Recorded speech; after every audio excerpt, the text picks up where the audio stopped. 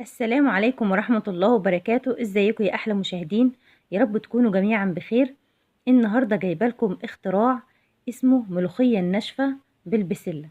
لو عندك بسلة باقية لتاني يوم وحبيتي تبدلي الاكلة انك تاكليها بالعيش، هتحط عليها ملوخية ناشفة بعد ما تغلي طبعا زي ما حضرتك شفت كده، وتبدأي تقلبيها.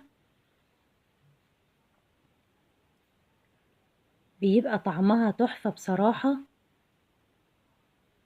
انتي واولادك مش هتبطلوا اكل فيها، وجربيها مش هتندمي.